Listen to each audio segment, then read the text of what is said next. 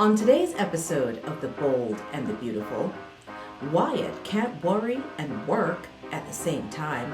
Hope is either too cheap or too broke to hire her own lawyer, and Eric makes Carter an offer he can't refuse. Hey Soapmates, welcome back. It's Monday, June 28th, 2021, and it's time for another Bold and Beautiful episode recap. I'm your host, Keisha Chantal, aka the glass of bourbon that's touching Justin's lips ever so softly.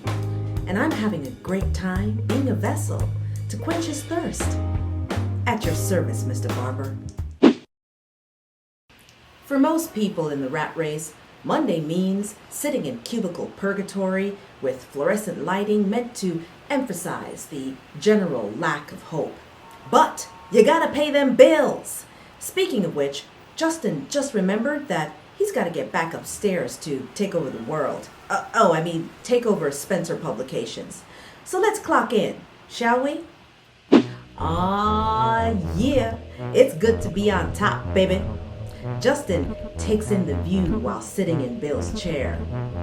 Power looks good on him, real good. And it looks like kidnapping and subterfuge makes you thirsty, because then Justin gets up and pours himself a drink, and while he's throwing it back, guess who blows through the door demanding to know where he is? Excuse you, Wyatt. I don't think I like your tone. I've been here, bruh, holding down the fort, doing what I do, okay? You can just tell that Justin is real annoyed, almost amused, especially when Wyatt begins shuffling around Bill's desk looking for the contracts for the Minich deal. But, like a true power player, Justin has it handled. Just like he's been handling shit at Spencer for years. Ain't no thing but a chicken wing. Wyatt thinks Justin has his back, and he does. He has it so he can drive a knife into it. Stay sharp. After Justin done saved his bacon, Wyatt sinks into Daddy's chair and marvels about how Dolla makes everything look so easy. But it's not. The company is huge, and it's weighing heavy on his shoulders as he's had to make all the back-breaking decisions. I love the expression on Justin's face, taking this all in. You know, he's probably just thinking to himself, get a load of 25 cents over here, thinking that he's doing anything meaningful. Boy, by the time you woke up and wiped the coal out your eye, I done went to the gym, fed my captive, and called Tokyo and told him to go low on the advertising deal for the Olympics. And I saved your ass with that contract. But you out here squealing like a little piglet that you got it rough. Ain't that some shit? Wyatt admits that, on the real, he's been real stressed out about Dolla and Dummy. And Justin says, man, don't you worry your pretty little head. Why don't you let me hold down the fort so you can be freed up, since worrying takes up so much of your brain power. Man, they don't make them like they used to. These silver spoon babies out here soft. Talk about you can't work and worry at the same time. All the millennial models coming in and out of the factory break down at the slightest hint of adversity. All that money makes you weak. Justin was right.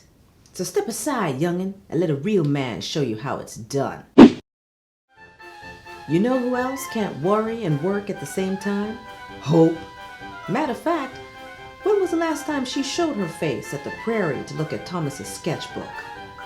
Public service announcement for all you frontier fashion fans, please.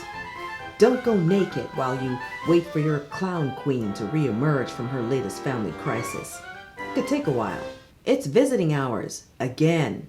And Hope goes to see her circus partner, who tells her that not a minute goes by that he doesn't think about her and the children. He has to find a way to do everything to get back to them. And he lists out you, Beth, Douglas, and oh, Kelly too. Kelly too? As if his firstborn is an afterthought.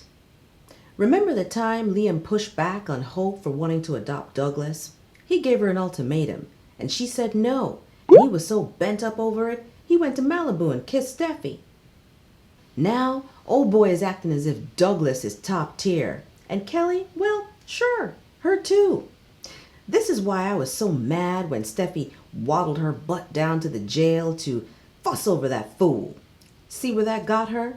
Liam adding in Kelly at the last minute on his list of people to get back to. I just want Finn to step up and adopt that little girl. She'll be way better off, and we all know it. Oh, and there was this part in the conversation where Liam told Hope that he loved her and their family so much. And then Hope replies with, "We love you more." Well, gee, thanks, Captain Obvious. As if we couldn't already tell that you love garbage more than your own peace of mind. Dummy tells Hope that Justin hired a team of private investigators to sift through the pebbles on the side of the road that could give them any clue as to why Vinny, out of 4 million people in Los Angeles, was the one that happened to be on the same road that he was driving on that night. And while we're on the subject, am I the only one that's wondering how come Hope hasn't hired her own lawyer by now? I mean, since she's been going on and on that Bill is the one to blame for all her husband's problems, but she has no problem relying on his lawyer to get her man out of jail. But then I figured either Hope is too cheap or too broke. I mean, she does live in a shack in her mama's backyard. So it could explain why she hasn't cracked open her purse to put a lawyer on retainer. Either way, it works for me because, as I've already said, Liam is home at last. So if it ain't broke, I don't want it fixed. Did y'all hear about the vow renewal of Quinn, the fresh slut of Bel Air? Supposed to be the hottest ticket in town. Let's listen in to get the scoop on what she's planning. Quinn tells Eric she already knows what she's gonna say for her vows because she's always her best self when she's with him. I'ma let you finish, Quinn, but Carter Walton was the best sex that you ever had, and thus you were your best self when you were under him. I cannot lie, I do love me some mess. While Eric steps away to take a call, Quinn and Shauna knock their heads together, and Shauna tells Quinn that she ain't fooling nobody with this vow renewal bullshit. According to Shauna, she's seen with her own 2 eyes the absolute smoke show that's going on between Quinn and Carter. Could this latest stunt be a diversion? Why, Watson, I do believe you have me at elementary.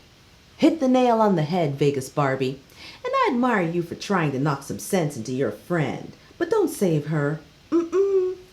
She don't want to be saved. Quinn is like Icarus from Greek mythology, who wanted to escape Crete by using wings made of wax to fly his ass out of there. The closer he got to the sun, the faster those wings melted, and then he fell and drowned in the sea. Quinn's trying to fly into the sun with this thinly veiled attempt at masking her guilt. She's gonna melt so fast, just like she melted that night when Carter kissed every curve and crevice of her body. Speaking of delicious chocolate devils, guess who Eric calls to meet him at the house? Quinn's future baby daddy. And apparently, Eric has a special request for Carter. Can you officiate my vow renewal ceremony? Damn! The mess just got messier. Look at Quinn trying to give Carter a sign behind Eric's back to turn him down. Nice try, honey, but Carter ain't never met a Forrester living room wedding that he didn't want to preside over. Now, the fact that he happened to bang the blushing bride a few weeks before the ceremony, well, it's just a technicality, but by no means is it a deal breaker. Oh no, we professional over here, honey. We gonna make this work.